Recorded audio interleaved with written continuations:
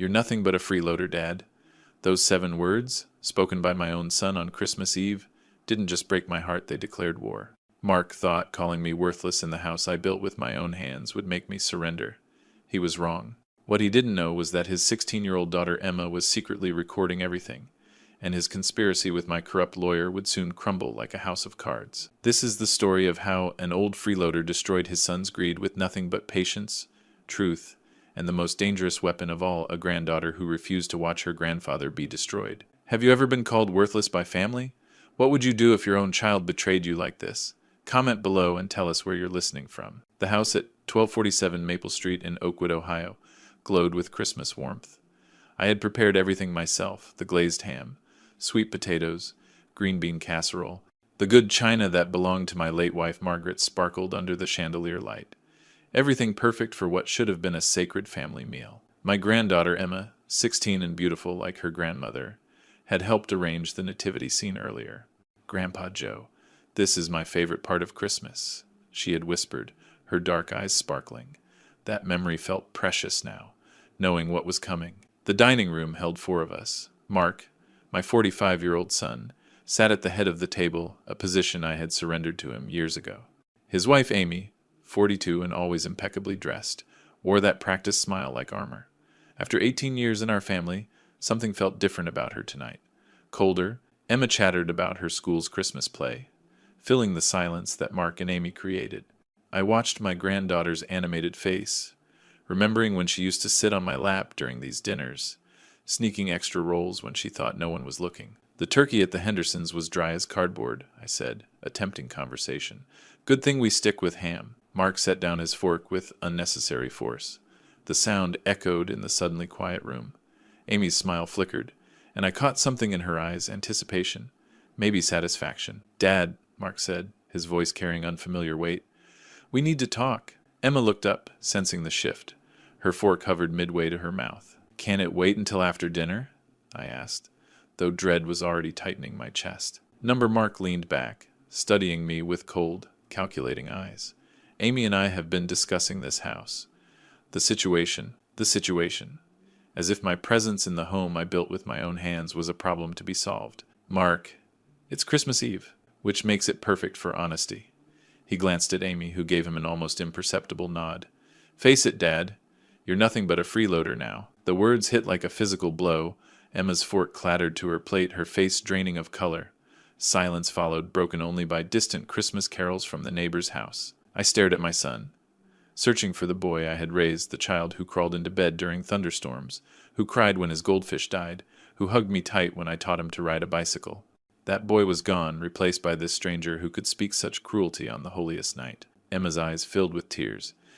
"Dad, how could you say that to Grandpa?" Mark didn't even look at his daughter. His gaze remained fixed on me, waiting for me to crumble. I stood slowly, my chair scraping against the hardwood floor I had installed 20 years ago. The pocket watch my father gave me ticked steadily, marking seconds that felt like eternities. "Excuse me," I said quietly, my voice steady despite the storm in my chest. I walked away from the perfect Christmas dinner, away from the son who had shattered my heart.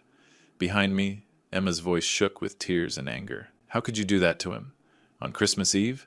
I closed the door to my study, finally alone with the terrible realization that the battle for my dignity was only beginning. The silence in my study felt crushing. I sat in the leather chair Margaret had given me, staring at our wedding photograph from 1979. Her radiant smile mocked the darkness that had just invaded our home. If she were here, what would she say about the man our son had become? I opened my desk drawer and pulled out the wooden box containing construction receipts, mortgage papers, bank statements. Every nail, every board, every dollar, all mine. 30 years of factory work, double shifts, sacrificed weekends to build something lasting for my family. The memories flooded back. Mark at 5, helping me plant the oak tree, his small hands covered in dirt. Mark at 10, painting the porch beside me. Mark at 16, proudly showing his first girlfriend around his dad's house. When had gratitude turned to entitlement? When had love become conditional? Margaret's voice echoed. "Joe, that boy worships you. He'll always be your little boy." She had been wrong. A soft knock interrupted my thoughts. Emma stood in the doorway, eyes red from crying. wearing reindeer pajamas that reminded me she was still my little girl despite being 16. "Grandpa? Can I come in?" I nodded. She sat on the small stool beside my chair, the same spot where she once listened to bedtime stories. "I'm sorry about what Dad said. It was horrible and wrong." I took her warm hand. "Not your fault, sweetheart. But it is, kind of." She wiped her nose. "I heard them talking last week. Dad and Mom said you don't contribute enough, that the house is too big for one old man, that they could do more with it, their future. In my house." Something shifted inside me, hurt transforming into determination. Margaret used to say I was too patient, that sometimes a man had to fight for what was right. "Grandpa, you're not a freeloader," Emma said fiercely. "You cook, clean, fix everything. You pay for my school supplies and soccer cleats. You make this feel like home."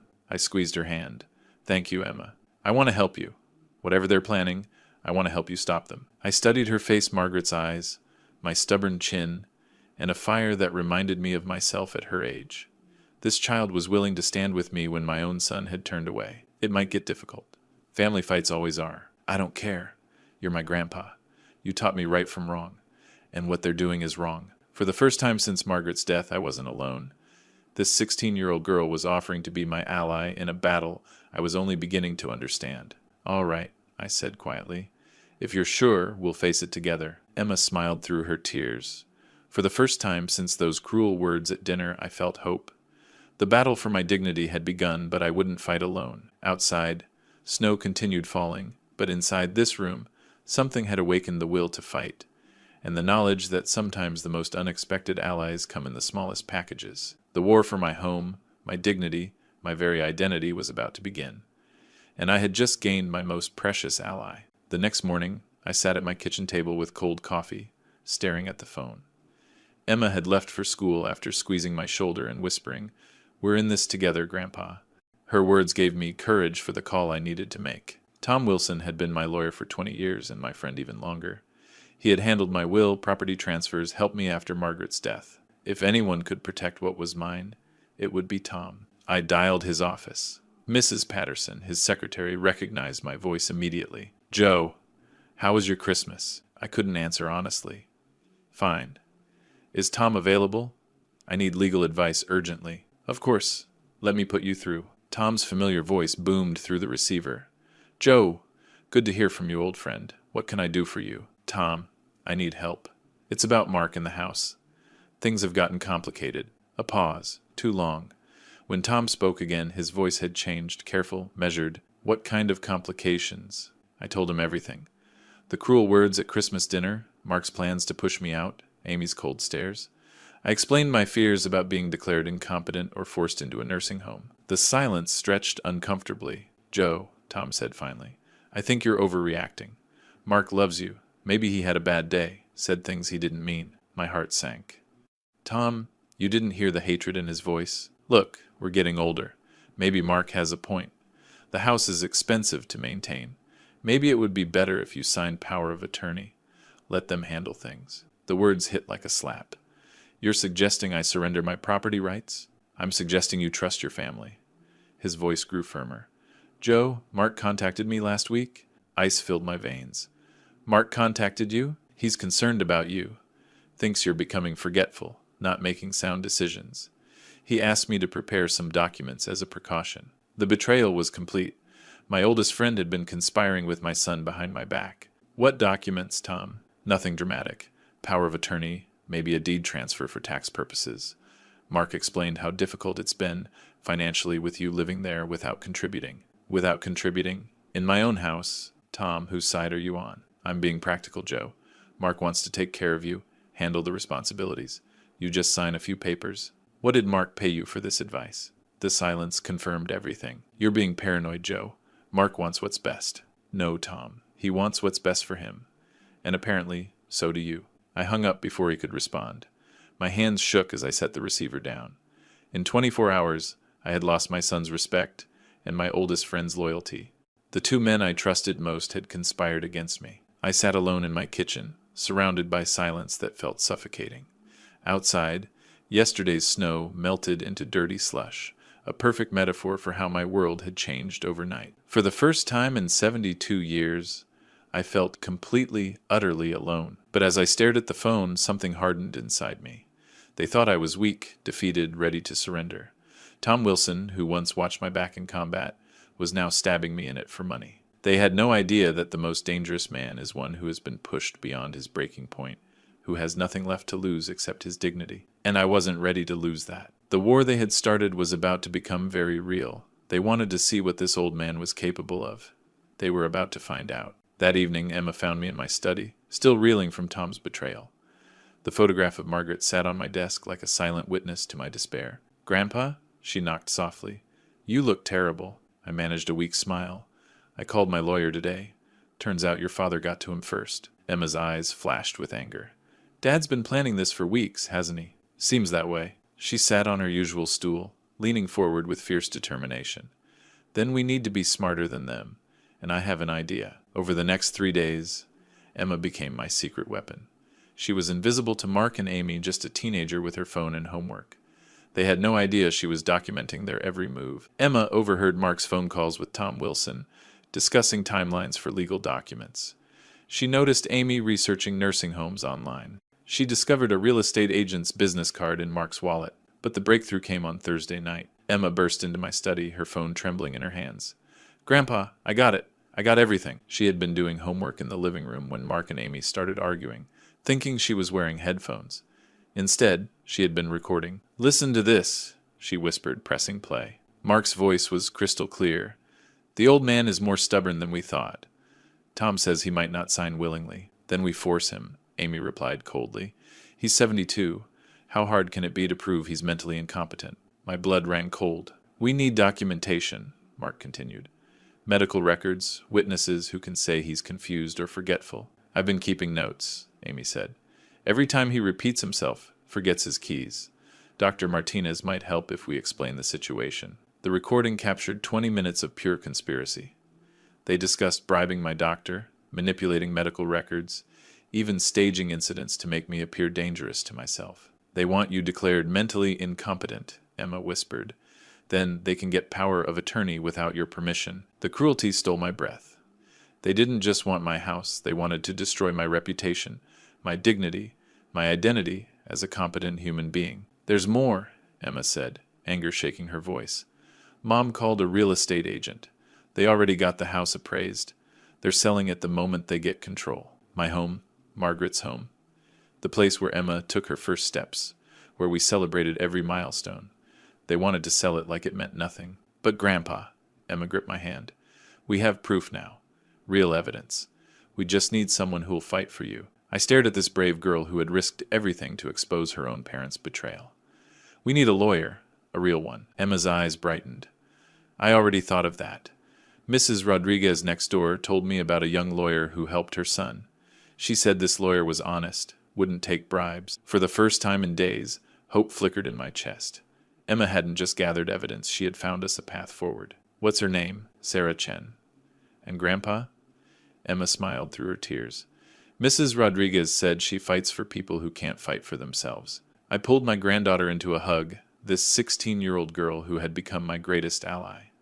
Mark and Amy thought they were so clever, so careful. They had no idea that their own daughter had just handed me the ammunition I needed to fight back. The war wasn't over. In fact, it was just beginning. The next morning, I sat on my front porch despite the January cold, Emma's recording haunting my thoughts. My son's voice plotting my destruction with casual cruelty played over and over in my mind. "Joe, what are you doing out there in this weather?" Mrs. Rodriguez hurried across her yard with a steaming mug. Maria had been my neighbor for 25 years. After her husband Carlos passed, I had helped with repairs. She repaid me with tamales and genuine friendship. "Morning, Maria." I tried to smile. But she wasn't fooled. "Mijo, you look terrible. What's wrong?" She climbed my porch steps and handed me hot chocolate. "Family troubles?" She sat beside me, studying my face with the intensity of someone who had raised 6 children. "It's Mark, isn't it?" I nearly choked. "What makes you say that?" "Honey, I've watched that boy since diapers. I saw how he changed after his promotion, how he started looking at this house like his prize instead of your home. It's complicated, Maria. No, it's simple. That's your house. You built it, paid for it. If Mark thinks he can push you around because you're older, he's wrong."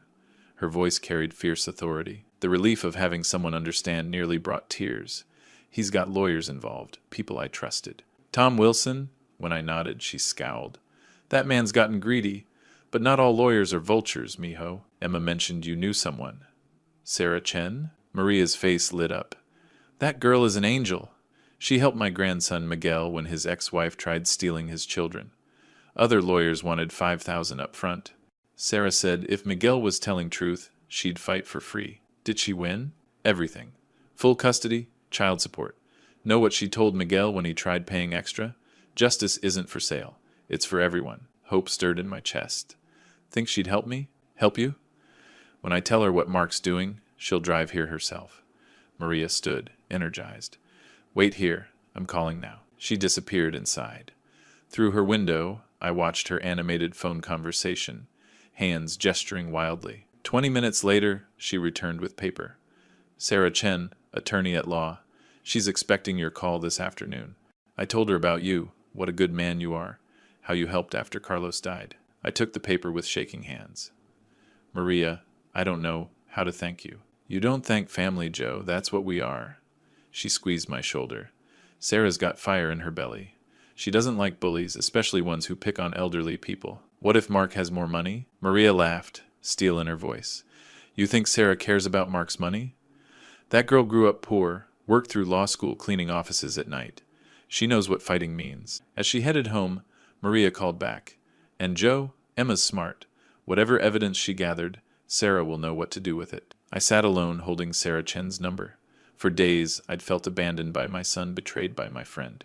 But Emma's loyalty, Maria's fierce support, and now a lawyer who fought for justice over profit, maybe I wasn't as alone as I thought. Mark had money, connections, corrupt lawyers, but I had something he'd forgotten: good people who still believed in doing right. Time to make the call that would change everything. That afternoon, I dialed Sarah Chen's number with trembling fingers. A warm voice answered immediately. Chen Law Office, this is Sarah. Miss Chen, this is Joe. Maria Rodriguez said you might help me. Mr. Joe, Maria told me about your situation. Can you come tomorrow morning, 10 o'clock? Her voice carried genuine concern, nothing like Tom Wilson's calculating tone. I'll be there. Sarah's office was in a modest downtown building, nothing like Tom's mahogany suite. Mismatched chairs filled the waiting room alongside legal aid pamphlets. When Sarah emerged to greet me, I understood why Maria trusted her. She was younger than expected, maybe 35, with intelligent eyes behind wire-rimmed glasses. Her handshake was firm, her smile genuine. She wore a simple blue suit that had seen better days, but carried herself with quiet confidence. Please come in, Mr. Joe. I made coffee. Her small office overflowed with law books and case files. On the wall hung her degree and a photo of elderly Asian parents. Maria shared some details, but I'd like to hear everything from you.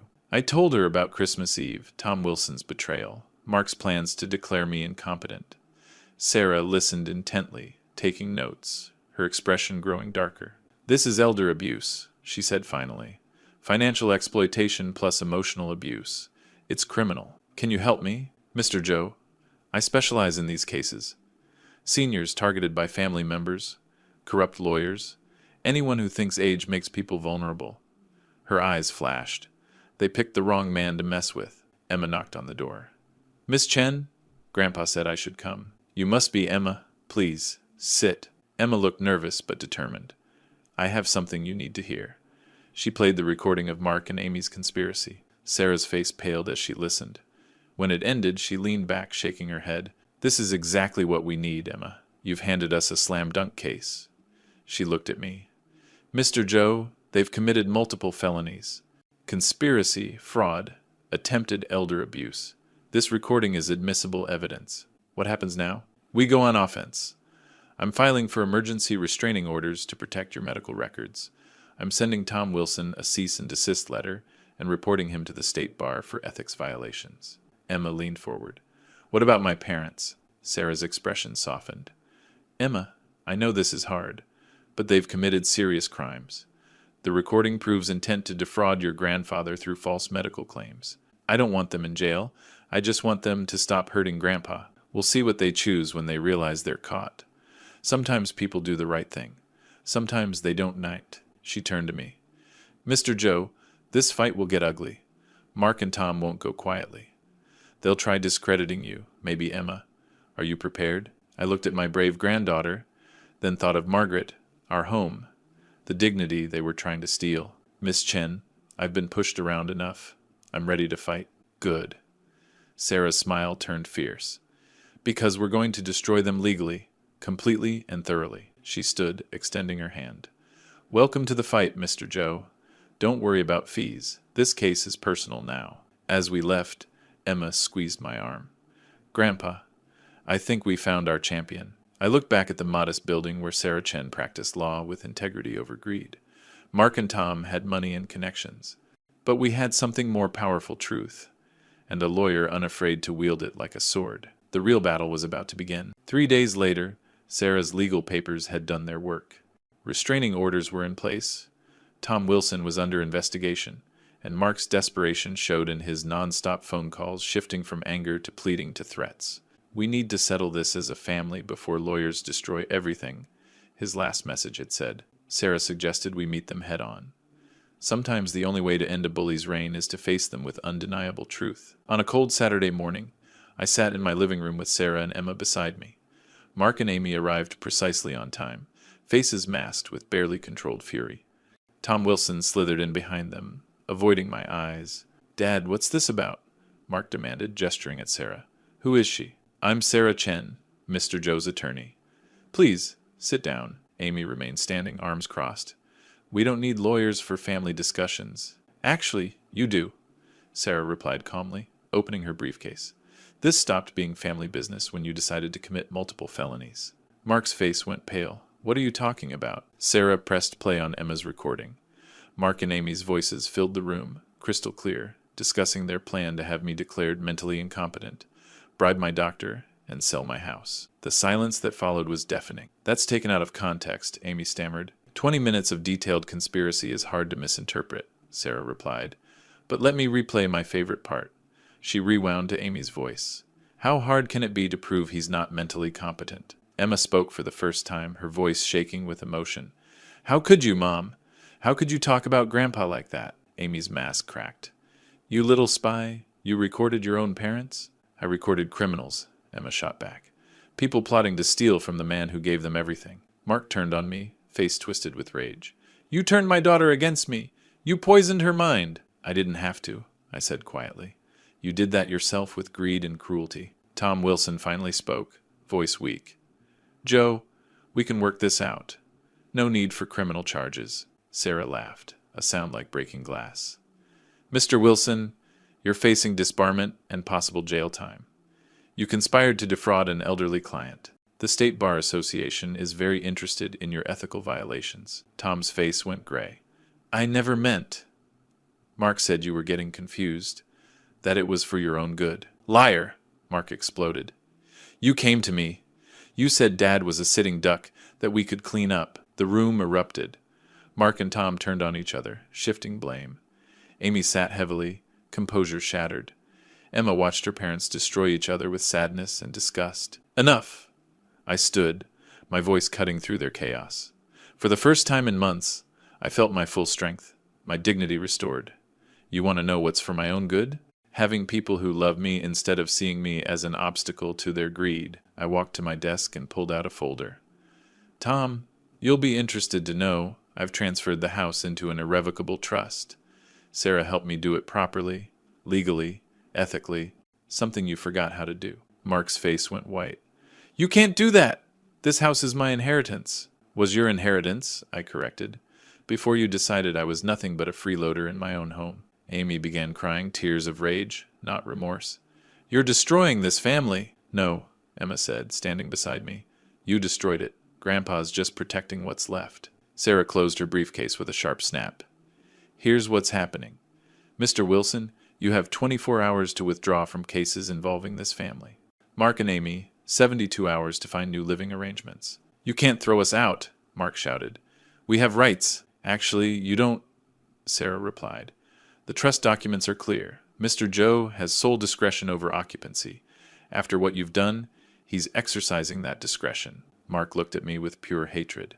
After everything I've done for you, this is how you repay me? Everything you've done for me? My voice rose for the first time. You mean Christmas Eve when you called me a freeloader? The weeks plotting to steal my home? Planning to have me declared incompetent? That's what you've done for me? The fight went out of him. He slumped in his chair. Finally understanding his scheme hadn't just failed, it had backfired completely. 72 hours, Sarah repeated. After that, it becomes a police matter. As they filed out, broken and defeated, Tom Wilson paused at the door. Joe, I'm sorry. I never meant for it to go this far. Yes, you did, Tom. You just never meant to get caught. After they left, the house felt different, cleaner, like poison had been drained from its walls. Emma hugged me tightly. We did it, Grandpa. We actually did it. Sarah packed her papers, smiling. Justice isn't always pretty, but it's always necessary. I looked around my living room, my home, finally and truly mine again. The battle was over. The war was won. 1 week later, the house felt like home again.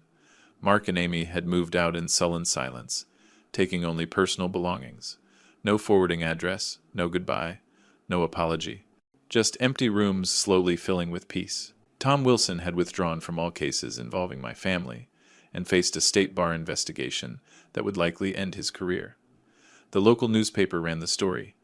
Elderly man fights back against family fraud. The headline made me wince, but Sarah said it would help other seniors recognize warning signs. Emma and I sat in the kitchen on Sunday morning, sharing pancakes and planning her future. She had decided to stay with me permanently, and her parents hadn't fought it. Perhaps they knew they had lost any moral authority to claim her. Grandpa, Emma said, cutting her pancakes into precise squares like she had since childhood, do you think you'll ever forgive Dad? The question I had been dreading and expecting. I set down my coffee and looked at this remarkable young woman who had saved me when I couldn't save myself. Emma, forgiveness is complicated. Your father didn't just try to steal my house. He tried to steal my dignity, my independence, my very identity. I paused carefully. Some betrayals cut too deep to heal, but he's still my dad. And your son, yes. And that makes what he did even more unforgivable. I took her hand. Emma, I spent 45 years loving that boy, sacrificing for him, building his future. When I needed him most, when I was vulnerable, he saw me as nothing but an obstacle to his greed. Her eyes filled with tears. So, you'll never speak to him again? I didn't say that. But forgiveness? That's something he would have to earn, and I don't think he understands what that requires. I squeezed her hand. He would have to acknowledge what he did, make amends to both of us, and prove through years of changed behavior that he's become different. Do you think he ever will? I thought of Mark's hatred-filled face when his scheme failed. Honestly, he'll blame everyone but himself. He'll tell people I'm a vindictive old man who turned his daughter against him. He'll never accept responsibility. Emma wiped her eyes. That makes me sad. Me too, sweetheart. But I've learned something important. Family isn't just about blood. It's about loyalty, respect, and love. You've shown me more of those qualities in recent weeks than your father showed in years. She smiled through tears. So what happens now? Now we build a new kind of family. You and me, Sarah, Mrs. Rodriguez, all the people who stood by us. I gestured around the kitchen, morning light streaming through windows. I had installed decades ago. This house has seen love and pain. But it's still standing, and so are we. Emma hugged me fiercely. I love you, Grandpa. I'm proud to be your family. I love you too, Emma, more than you'll ever know. Later, Sarah stopped by with final paperwork. The trust was ironclad, my medical records protected, Tom Wilson's license under review. How are you feeling? She asked in my study. Relieved, vindicated, but also sad. I never wanted it to come to this. Mr. Joe, you didn't choose this fight. You just chose not to lose it. Sarah packed her briefcase. In my work, I see families destroyed by greed. But I also see people like you and Emma who remind me why I became a lawyer. To help people who can't fight for themselves? To prove that sometimes the good guys actually win. That evening, as Emma did homework and I prepared dinner, I reflected on recent lessons. I had learned that silence can be strength. Patience can be a weapon. And sometimes those who claim to love you most understand you least. But I had also learned that real love shows up unexpectedly. In a 16-year-old's courage, in a neighbor's fierce loyalty, in a lawyer's integrity, in a community rallying around an old man refusing to surrender his dignity. Mark had called me a freeloader, a burden, dead weight. He was wrong about everything.